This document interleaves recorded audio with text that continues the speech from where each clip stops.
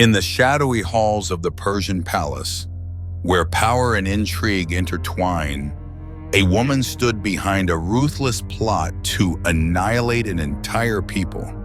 Zeresh, wife of Haman, is not just a fleeting name in the Bible, but a symbol of subtle influence, misguided wisdom, and a mischance for redemption. What drove her to tread a path against divine justice? Was it courage or blindness born of ambition? Today, we unveil the untold story of Zeresh, where faith and truth clash with pride and destruction. A journey that will make you reflect, stir your heart, and spark hope. Don't forget to subscribe to explore more profound stories of women in the Bible. Now, let's begin.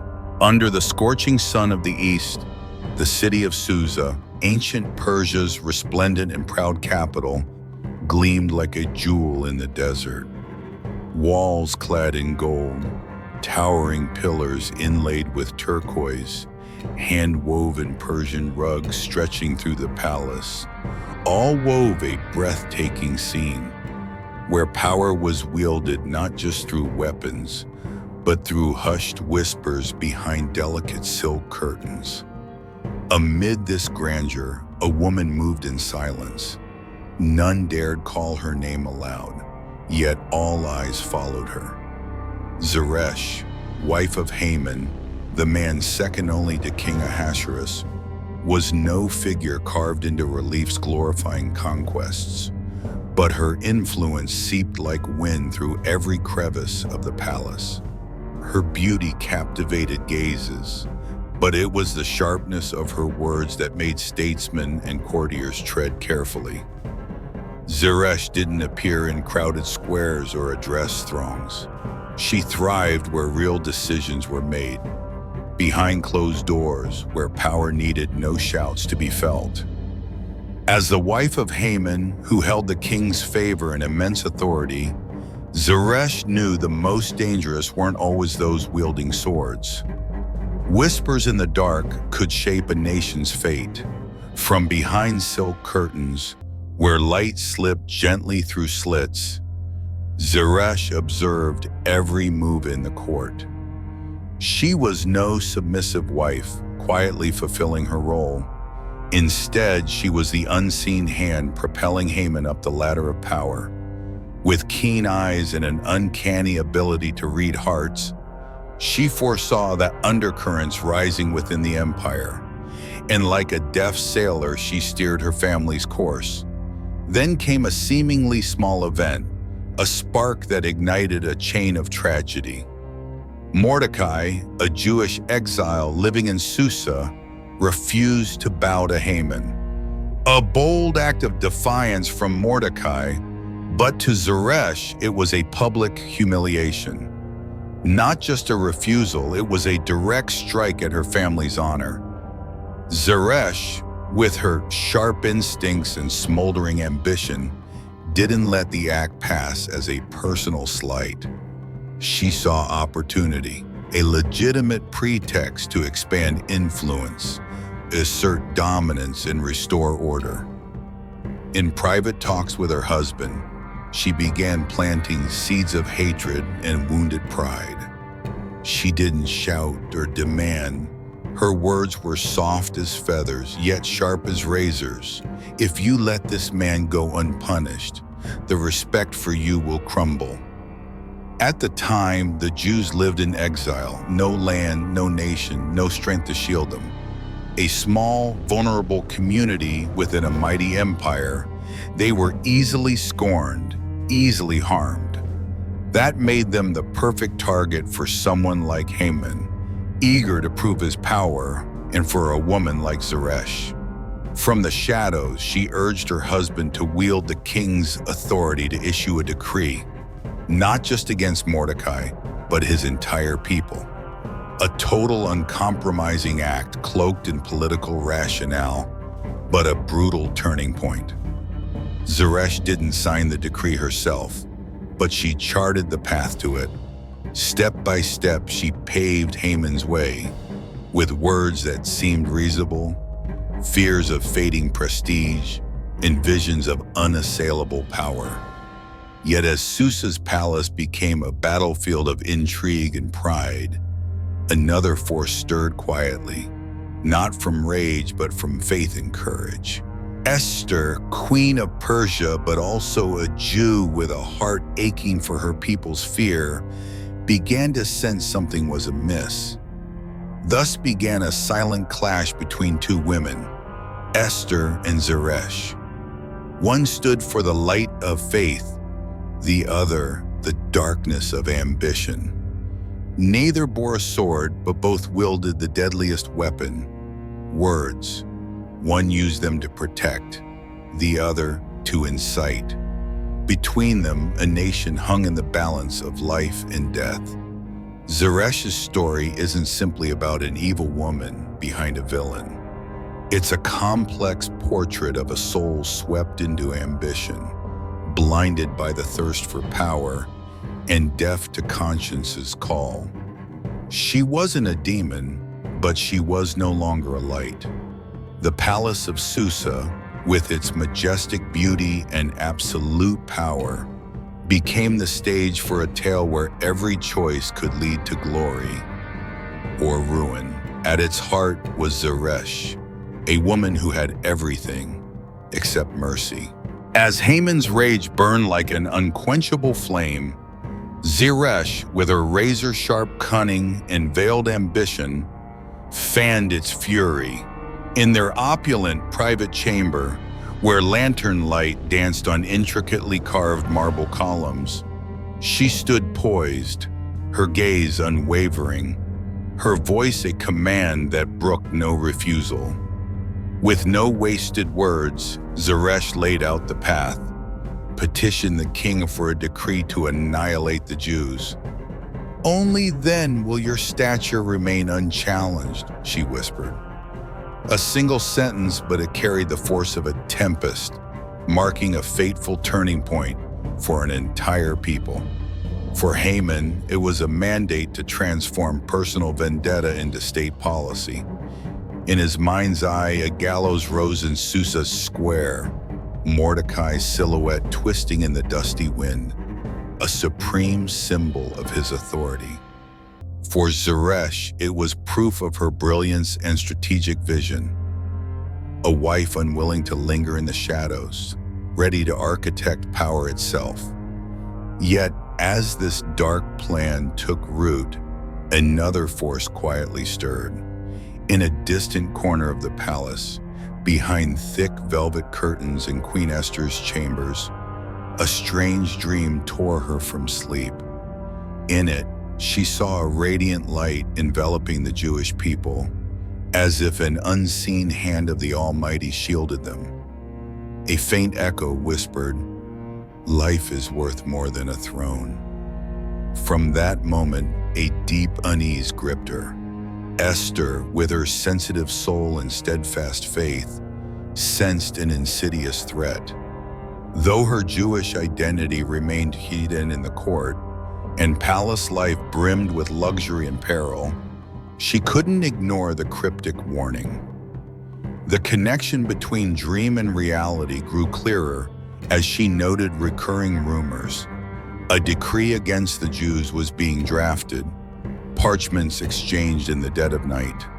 Esther knew that without bold action, her people, exiles already scorned and vulnerable, would pay with their lives. Unbeknownst to Zeresh, her inciting words had sent ripples through the palace. She pressed Haman relentlessly, urging him to see the plan through. The image of a gallows built for Mordecai, the defiant Jew who refused to bow, became a symbol of triumph. To Zeresh, it wasn't just personal vengeance. It was a message to anyone daring to challenge her family's power. Each time Haman described the towering gallows, Zeresh felt pride swell.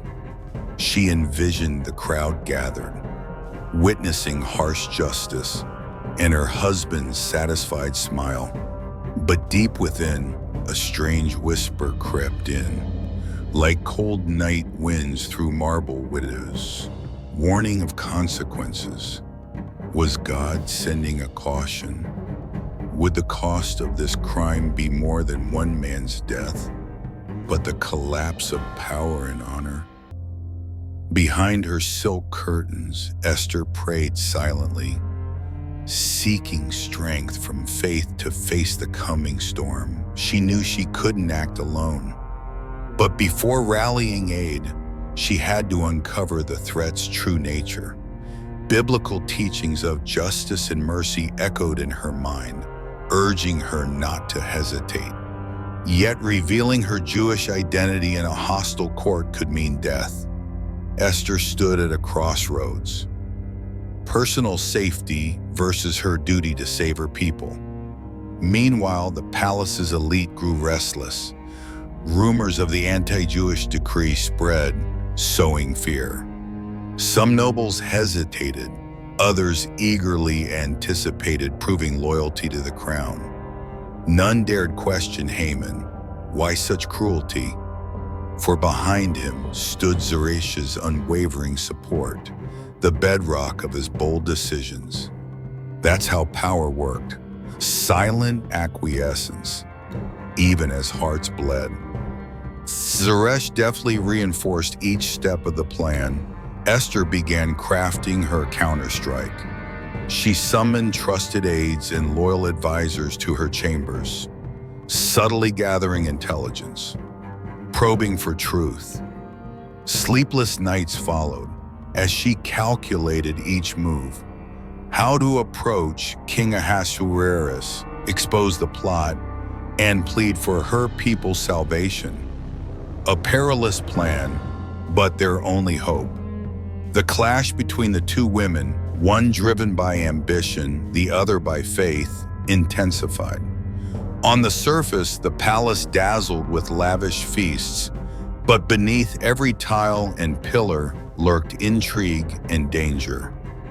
The night hid not only villains, but also the seeds of courageous acts. Esther and Zeresh, though on opposing missions, were pivotal cogs in the looming upheaval. As night winds whistled through window slits, Zeresh felt a tug of war in her soul. Words once wielded as weapons now weighed heavy. She wondered if her plan failed, would anyone take responsibility? Or would all slip into the shadows, leaving others to bear the fallout? Esther, after nights of reflection, rose resolute. At dawn, as soft light filtered through her windows, she donned regal attire, her eyes heavy with sorrow. She had decided she would reveal the truth to the king, fight for justice for her people. Though her life hung by a thread, she would not retreat. And so the silent duel between the two women, the queen in her gilded cage and the lady behind silk curtains, reached its crescendo. One wielded absolute power and boundless ambition, the other unyielding faith and love for her people. Would light triumph over darkness, or the reverse? The answer was about to unfold in the heart of Susa's palace, where fateful footsteps echoed. Zeresh needed no sharp sword, nor did she personally pen the decree, but she laid every brick on the path to tragedy. From the opulent shadows of the palace, she wielded her diplomatic finesse to orchestrate lavish banquets, where elite nobles were wined, dined, and swayed, turning injustice into an accepted norm. Crystal chandeliers gleamed, reflecting off jeweled goblets. Noble laughter mingled with the scent of incense, masking the sinister plot behind polite smiles.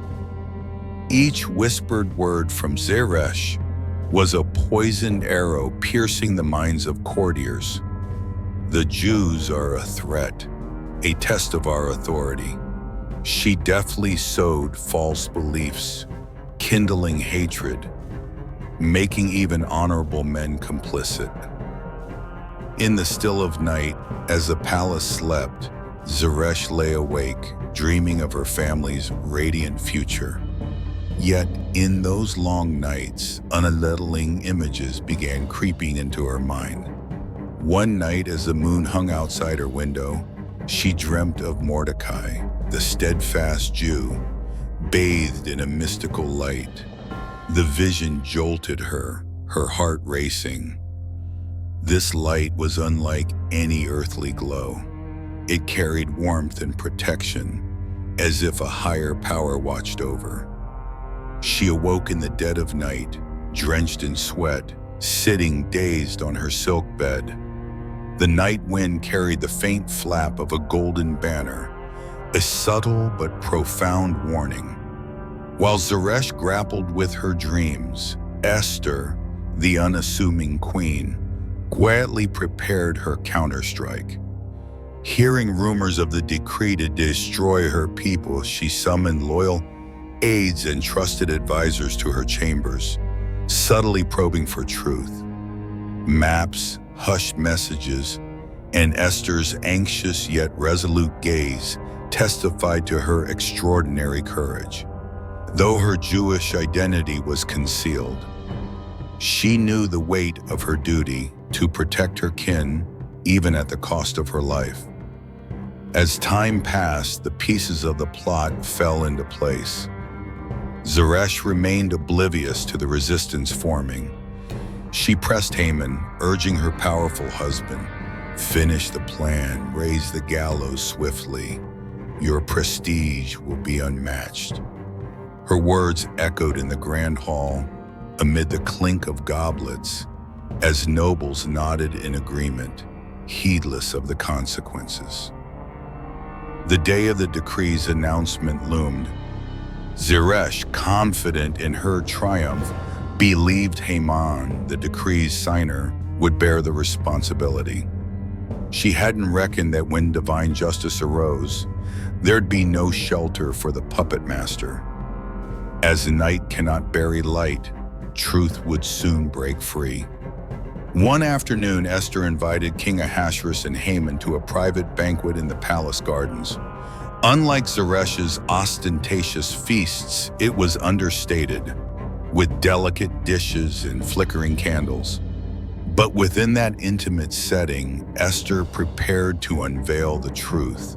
Stepping forward, her voice warm yet commanding, she declared, "A precious life is in peril." The brief words stunned the court. To the guests' astonishment, Esther recounted her strange dream, Mordecai's divine light, and a Jew's unwavering loyalty to the king. With each revelation, the room grew tense. Ahasuerus watched her, curiosity mixed with unease. Haman, atop his pinnacle of glory, felt his shoulders sag. She'd touched their hearts, sowing doubt about the decree's legitimacy. In that moment, Zeresh's lavish banquets flashed in their minds, a dazzling facade hiding hatred's darkness. Nobles who'd bowed to her whispers now exchanged glances, lips sealed. Their silence was no longer complicity, but regret for their error. Outside the garden, horses neighed, signaling soldiers scouring for hidden Jews. Esther knew time was short. She held her resolve. With impassioned pleas, she urged the king, justice wasn't just for the strong, but must shield the weak. As he listened, his heart wavered. Haman, beside him, felt power slipping from his grasp. Deep within, Zeresh sensed the approaching upheaval. Her visions of light and dark spilled from dreams into reality.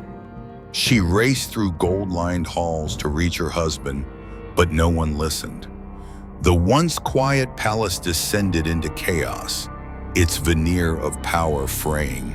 The carved pillars in Susa Square, symbols of the authority Zeresh boasted, now stood as relics of kindled ambition.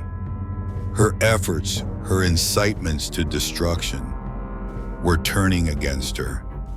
Divine justice, once a tool she thought she wielded, emerged as an unyielding blade of judgment.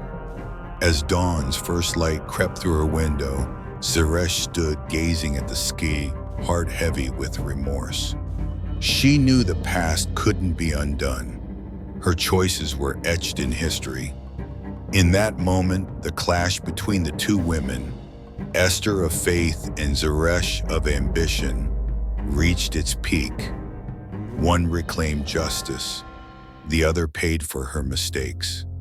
Zeresh's arc closed amid the echo of her choices: lavish feasts, cunning whispers, restless dreams, and finally, the toll of justice's bell.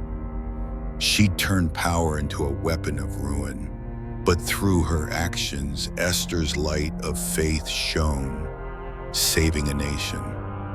The strength of words and will, in the end, couldn't outshine the radiance of justice and compassion. The banquet that evening was unlike any lavish feast in Susa's palace history. Candlelight flickered off gold-plated walls, but the air hung heavy with strained breaths. This was no celebration. It was a battleground where conscience and justice turned the final gears of fate. On the table, intricately carved lacquer trays held exotic delicacies, but Esther's focus wasn't on flavors or finery.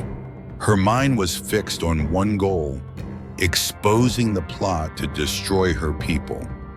Esther appeared in a turquoise silk gown, its elegant collar adorned with shimmering gold thread.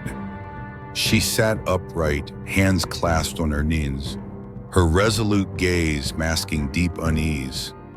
As King Ahasuerus took his throne, Esther rose, stepping forward with graceful but commanding strides. Each footfall echoed like a drumbeat, heralding an imminent revolution.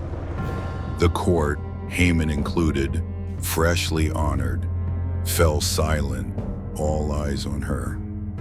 Without flowery preamble, Esther knelt on the silk carpet, her voice trembling yet resolute.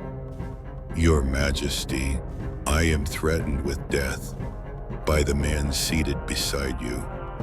The words struck like an arrow through the hearts of the power-hungry. The palace froze. No clink of goblets or shuffle of feet could disrupt this razor's-edge moment.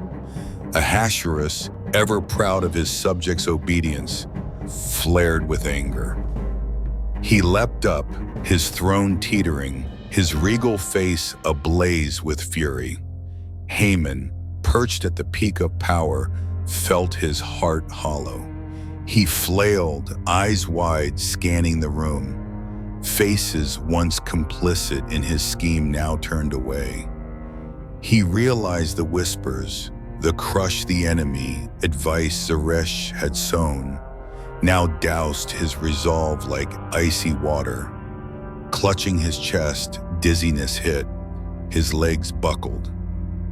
The court buzzed, but the king's command thundered: "Investigate thoroughly. Anyone conspiring against a people will face fitting punishment." Royal guards flung open palace windows, letting night winds rush in, carrying the chill of impending justice. Evidence, documents, decrees was gathered before the king. The edict to exterminate the Jews, its ink faded by time, stood exposed as the product of personal hatred and toxic incitement, exactly as Esther had warned. In another wing, in a room of maps and strategy, Zeresh received the grim news from a trembling messenger. "My lady, Haman has been arrested. The king orders his imprisonment and trial." Zeresh collapsed onto a velvet chair, hands clutching her head, heart constricting. She recalled her orchestrated banquets, her silky whispers goading Haman, mere stepping stones to an inevitable fall.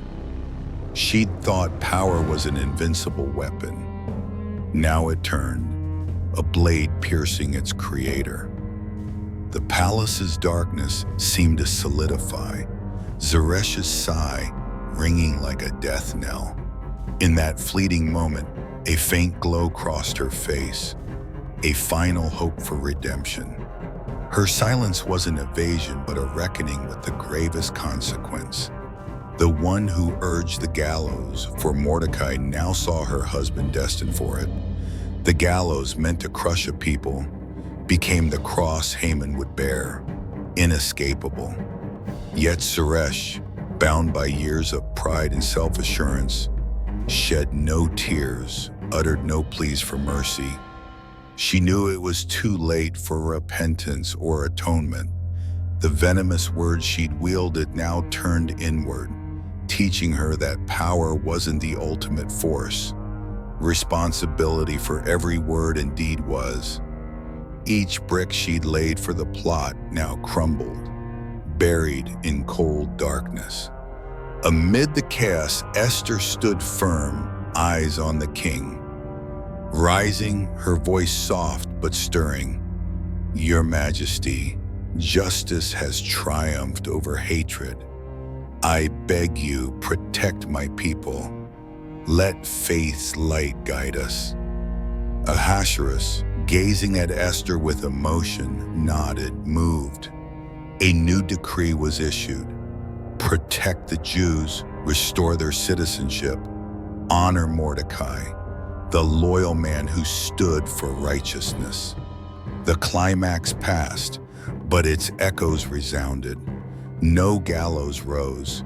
Instead, letters of amnesty reached every exiled Jewish family. From sacred incense, from dawn's radiant glow, a people was reborn in hopeful cheers. Esther, through faith and courage, erased old hatreds, planting seeds for new trust. Zeresh, though defeated, left a costly lesson. Unchecked ambition can lead to ruin, but grace awaits those who turn back. In that final moment, Susa's palace basked in a warmer dawn than ever before. Its golden walls no longer reflected blind power, but the glow of justice and compassion. This climax and resolution wasn't just a tragedy's end, but the start of a people's restoration and a quest to live by faith's light.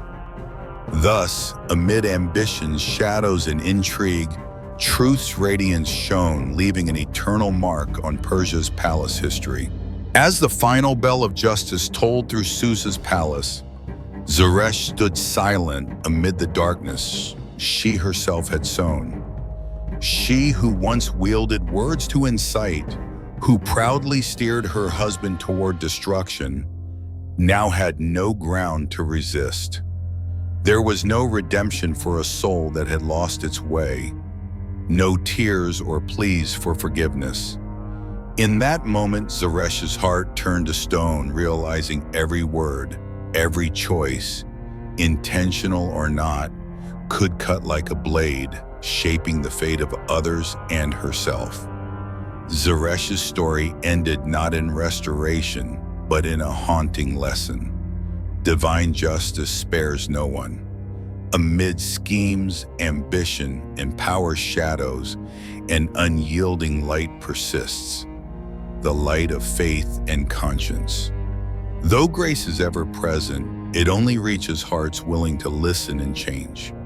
Zeresh's heart, once pulsing with ambition, learned too late that true strength lays not in destroying others, but in building and protecting human worth. Looking back on this tragic journey, we see a stark contrast. Esther, a woman of fearless faith and boundless love for her people, braved every danger to save thousands. Zeresh, swept into ambition's vortex, forfeited her chance for repentance. In the same palace, the same history, their fates diverged because of small choices, whispers in the dark. Today we don't live beneath Susa's gilded domes, but Zeresh and Esther's story echoes in our modern lives. Each day, We face countless choices, from words uplifting friends to actions toward those around us. A well-timed word can spark hope, but a careless one can wound deeply. Every decision in work, family, or community carries consequences beyond what we imagine.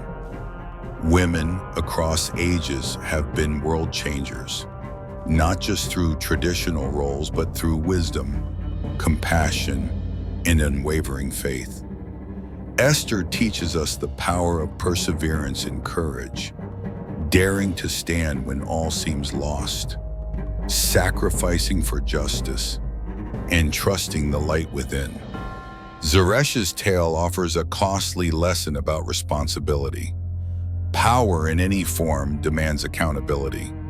Wielding it without regard for consequences can sow pain and injustice. In today's complex world, this rings truer than ever.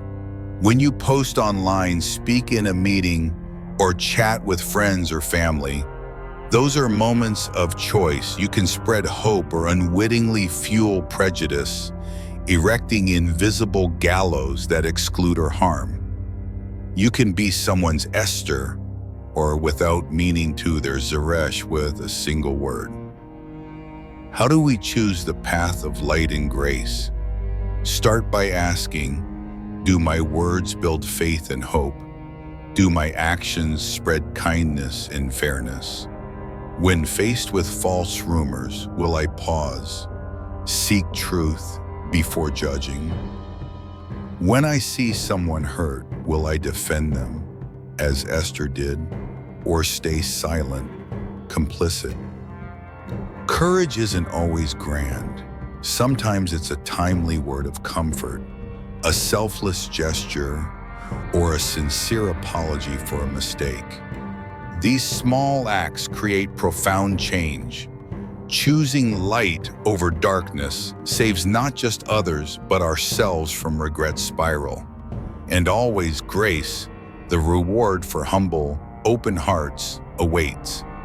Even if you've stumbled, hurt someone with words, there's always a chance to make amends. Like God's promise of unconditional forgiveness, we can open our hearts, forgive ourselves and others, and walk onward in justice and love. Choose to be a light in the darkness. Walk the path of grace. For the God of second chances is waiting for your answer. Thank you for joining us to explore Zeresh's untold story. If this video inspired you, please subscribe, like, and leave a comment sharing your thoughts and reflections. Share this with friends in the US and beyond, so the story of faith, justice, and grace spreads far and wide.